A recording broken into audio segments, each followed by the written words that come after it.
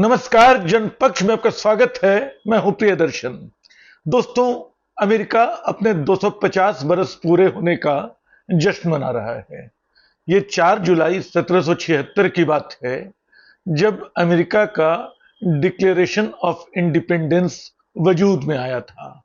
तब 13 राज्यों ने, जो उन दिनों ब्रिटेन के उपनिवेश थे, एक साथ मिलकर संयुक्त राज्य बनाया और कहा कि अब वो एक संप्रभु स्वतंत्र राष्ट्र हैं। आने वाले कई बरसों दशकों तक अमेरिका की अपने आप की तलाश चलती रही। अमेरिका जोड़ता रहा, अलग अलग राज्य जुड़ते रहे, अलग अलग मूल्य गढ़े जाते रहे। अमेरिका ने एक बड़ी लंबी लड़ाई लड़ी, नस्ल भेद के खिलाफ, रंग भेद के खिलाफ, औरतों की आजादी को लेकर बहुत सारी लोकतांत्रिक लड़ाइयां। वहां के नेताओं ने गोली खाई, अब्राहम लिंकन को गोली मारी गई। और आप याद कर सकते हैं, लोकतंत्र के जो सबसे प्रचलित मुहावरे हैं कि प्रजातंत्र किसको कहते हैं, of the people, for the people, by the people वाला जो सिद्धांत है, वो सबसे कम शब्दों में सबसे अच्छे से लिंकन ने व्यक्त किया था। लेकिन आज 250 साल के अमेरिका को, जो दुनिया का एक सुपर पावर है, हम किस तरह याद करें, मैं इसे किस तरह देखूं। मैं ऐसे कई लेखकों, फिल्मकारों और दूसरे कवियों को याद कर रहा था, जिन्होंने अलग अलग समय में अमेरिका के स्वप्न को अलग अलग ढंग से देखा, दुनिया को दिखाने की कोशिश की। इनमें उम्मीद थी, इनमें हताशा थी, इनमें गुस्सा था, इनमें सब कुछ को पलट देने की कामना थी। अमेरिका असल में इस विद्रोह, अपने भीतर लगातार चलने वाली इस उथल पुथल के बीच भी बना है। मुझे एलेन गिन्सबर्ग की याद आती है, जो बहुत बड़े कवि रहे, बल्कि 50 के दशक में हाउल जैसी कविता उन्होंने लिखी, जो अमेरिकन सेंसिबिलिटी के खिलाफ मानी गई और उस पर केस भी चला, इसको प्रतिबंधित भी किया गया। गिन्सबर्ग की एक बड़ी लंबी कविता है, हाउल भी बहुत लंबी कविता है, लेकिन अमेरिका के नाम से एक लंबी कविता है। और उस कविता को आप देखिए, तब समझ में आएगा कि अमेरिका के नागरिक, अमेरिका के कवि अपने देश से किस तरह से संवाद करते हैं, किस तरह उसको संबोधित करते हैं, कितनी शिकायतें रखते हैं, कितनी उम्मीदें रखते हैं। तो वो शुरू होती है कविता, ये शुरुआती पंक्तियां हैं। अमेरिका, मैंने तुम्हें सब कुछ दिया और अब मैं कुछ नहीं हूं। अमेरिका, $2 और 27 सेंट्स, 27 सेंट्स, 17 जनवरी 1956। मैं अपने दिमाग को झेल नहीं पा रहा हूं। अमेरिका, तुम कब खत्म करोगे इंसानी जंग? अपने एटम बमों के साथ भाड़ में जाओ। गिन्सबर्ग जो शब्द इस्तेमाल किया है, एफ वर्ड है, मैं उससे बचता हूं। तो अमेरिका, तुम कब खत्म करोगे इंसानी जंग? अपने एटम बमों के साथ भाड़ में जाओ। मुझे अच्छा नहीं लग रहा, मुझे परेशान न करो। अमेरिका, कब तुम फरिश्तों जैसे होगे? कब तुम कपड़े उतारोगे?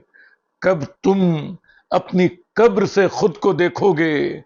कब तुम अपने लाखों ट्रोटस्काइट्स के लायक बनोगे? अमेरिका, तुम्हारे पुस्तकालय क्यों आंसुओं से भरे हैं? अमेरिका के पुस्तकालय आंसुओं से भरे हैं, ये कवि एलेन गिन्सबर्ग 1956 में कह रहा है। लेकिन ये सच है कि अमेरिका का स्वप्न किसी एक शब्द में, एक कविता में ढाला नहीं जा सकता है।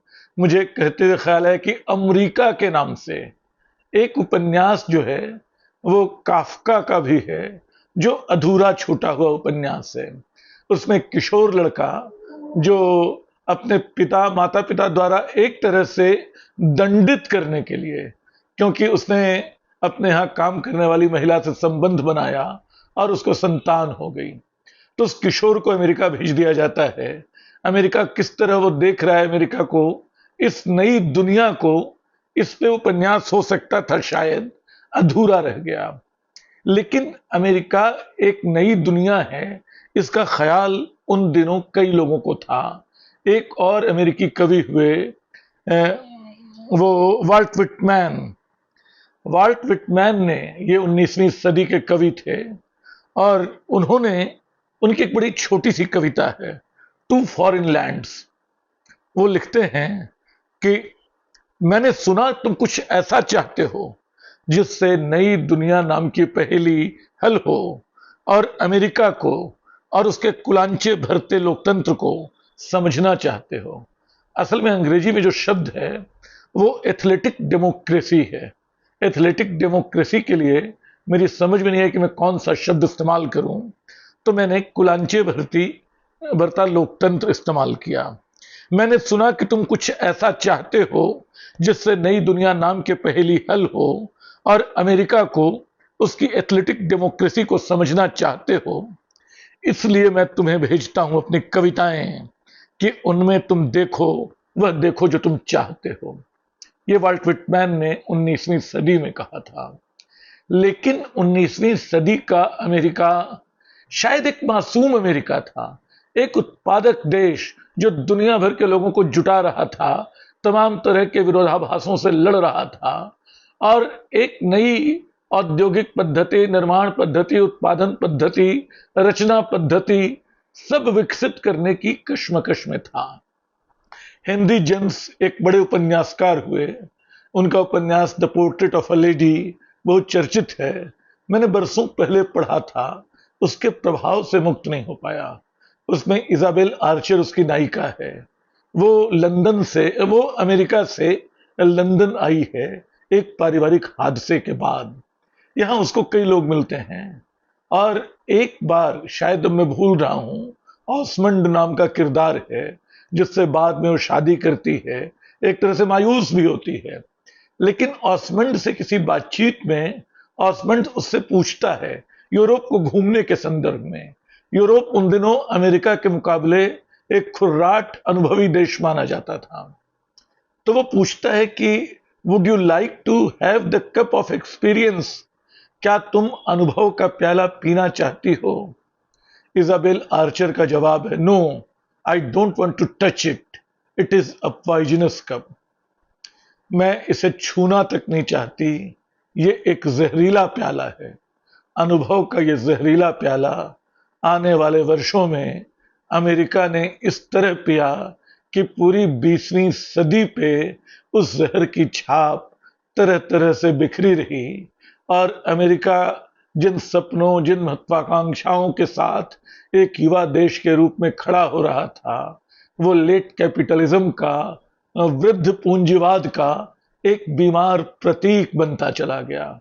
इसकी ऐतिहासिक वजह हैं, उन पे तत्काल तो मैं नहीं जाऊंगा, लेकिन ये सच है कि 20वीं सदी में साम्यवाद और पूंजीवाद के जो दो टकराते हुए मूल्य थे, जिन्होंने एक तरफ सोवियत संघ को और दूसरी तरफ अमेरिका को खड़ा कर दिया था दुनिया के नेतृत्व संभालने के लिए, जिस 20वीं सदी ने दो दो विश्व युद्ध देखे, जिनमें अमेरिका ने एटम बमों का धमाका किया, जिनमें अमेरिका ने बाद में वियतनाम को लूटा, मारा, जिसने बाद में अमेरिका ने ब्रिटेन वुड्स सिस्टम अख्तियार कराया, और उसके बाद दुनिया डॉलर के हिसाब से चलने लगी। इन सब के बीच, और अमेरिका ने नई औद्योगिक, जिसपे मैं चार्ली चैपलिन की अचानक मुझे याद आ गई। चार्ली चैपलिन की फिल्में औद्योगिकरण का किस तरह आख्यान प्रत्याख्यान रचती हैं, किस तरह उसकी आलोचना करती हैं। उसकी एक फिल्म में पूरी असेंबली लाइन जो हेनरी फोर्ड ने कहते हैं तैयार की थी नई तरह की उत्पादन प्रणाली के तहत, कि एक आदमी एक शर्ट नहीं बनाएगा, पूरी सृजन का आनंद उसके पास नहीं होगा। वो एक बटन बनाएगा, अगला काम दूसरा करेगा, उसके बाद तीसरा काम करेगा, एक असेंबली लाइन से कोई चीज बन के तैयार होगी। ये असेंबली लाइन किस तरह इंसान को खा जाती है, इसके जो सबसे दारुण, सबसे मार्मिक चित्र हैं, वो चार्ली चैपलिन की फिल्म में भी हैं। खैर, तो ये जो अमेरिका है, धीरे धीरे धीरे धीरे चलता, युद्धों में उलझा, तेल कुओं में फंसा, पश्चिम एशिया को सुरक्षा की गारंटी देता, और उसके सामने इजराइल के नाम के तलवार को लटकाए रखता। ये एक अलग अमेरिका है जो 250 साल पहले जिसका सपना अमेरिका के उन लोगों ने नहीं देखा होगा, अमेरिका के पिताओं ने नहीं देखा होगा, अमेरिका की माओं ने नहीं देखा होगा। उन्होंने बड़ी लड़ाई लड़ी एक दौर में और अमेरिका दुनिया भर के लोगों को कलेजे से लगाता रहा और मिलजुल के बढ़ता रहा। एक अमेरिका की सच्चाई ये है। धीरे धीरे अमेरिका बदल रहा है। ट्रंप के आगमन ने जैसे और लगातार इस ख्याल ने, ये सच है कि अन अमेरिकन एक्टिविटीज जो शीत युद्ध का दौर था उसी में उसको शुरू कर दिया गया था। कई लेखक पत्रकार उसकी चपेट में आए। तब भी अमेरिका में बोलने की आजादी कभी इतनी असुरक्षित नहीं रही, लोकतांत्रिक मूल्य कभी इतने दांव पर नहीं रहे, पैसे का खेल कभी इतने नंगे ढंग से नहीं चला जिस तरह ट्रंप के कार्यकाल में चल रहा है। ट्रंप आया कैसे? डोनाल्ड ट्रंप जैसा मस्खरा डॉन क्विकजोट जैसा शख्स कैसे अमेरिका का राष्ट्रपति बन गया, इस पे अब किताबें लिखी जा रही हैं। हाउ डेमोक्रेसीज डाई एक बड़ी मशहूर किताब है जिब्लाट और उसकी लेवित्स्की की, स्टीवन लेवित्स्की की और डेनियल जिब्लाट की, कि कैसे अमेरिका का डोर कीपिंग सिस्टम बेमानी साबित हुआ और लोकतंत्र की आड़ में लोकतंत्र के कपड़े पहने एक तानाशाही मनोवृत्ति वाला देश यहां हावी हो गया। तो ये जो आज का अमेरिका है वो अब अपने पुराने अमेरिका से लड़ रहा है।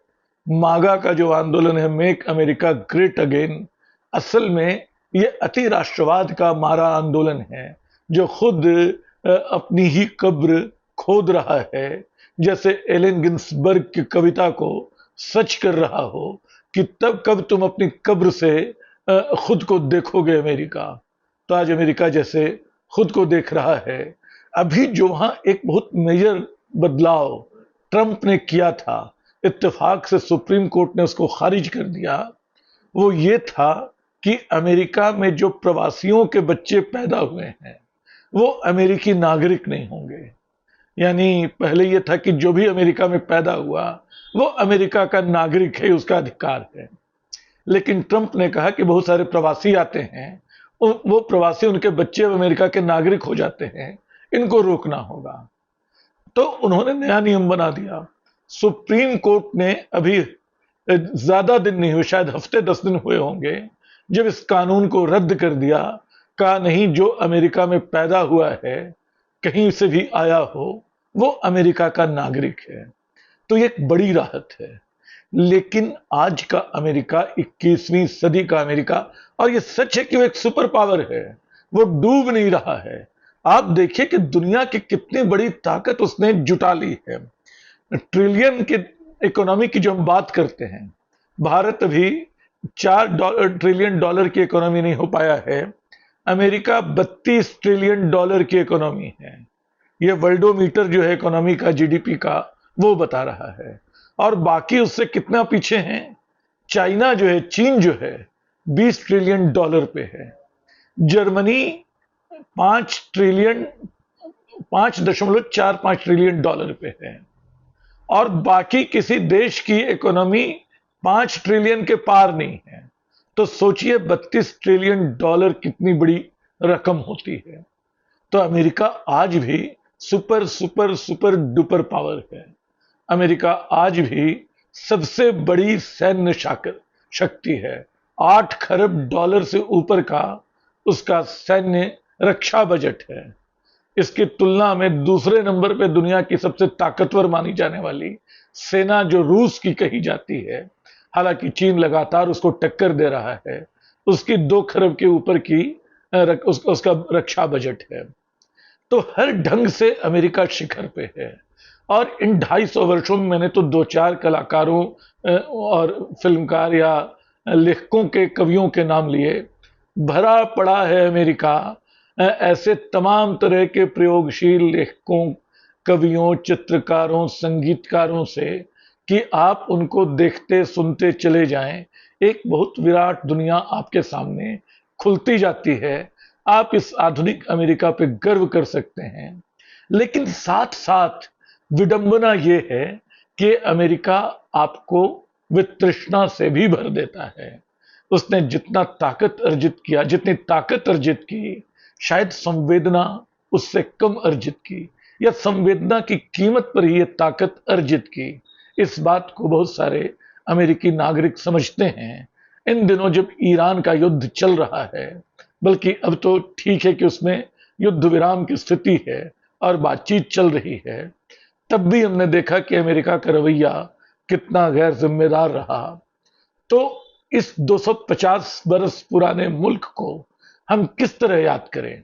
ये देखें कि जब वो जवान था, जब वो मेहनत करता था, जब वह अनुभवहीन खुद को मानता था, तब उसने एक शानदार दुनिया बनाई और बसाई। और आज की तारीख में वो एक ऐसा चालाक सौदागर बना हुआ है, वो एक ऐसा युद्ध पिपासु देश बना हुआ है जो किसी तरह लूट कर झपट कर सबको अपने कब्जे में लेना चाहता है। लेकिन दुर्भाग्य से जब ऐसी पिपासुता आपके भीतर आती है, जब ऐसा लालच आपके भीतर आता है, जब ऐसी अनैतिकता आती है, तब आप सबसे पहले अपने आप को मारना शुरू करते हैं। यही वजह है कि चढ़ता हुआ अमेरिका अचानक गिरते हुए अमेरिका के रूप में हमें दिखाई पड़ता है। हमें कोशिश करनी चाहिए कि एक राष्ट्र के रूप में हम अमेरिका से भी जरूरी सबक लें और ट्रंप के अनुयायी न बने, ट्रंप की राह पे न चलें। हालांकि हमारा देश लगभग उसी राह पे चलता दिखाई पड़ रहा है। देश नहीं, हमारे देश की सरकार वैसे ही मूल्यों पे भरोसा करती।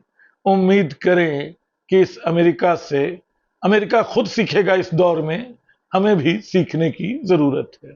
शुक्रिया।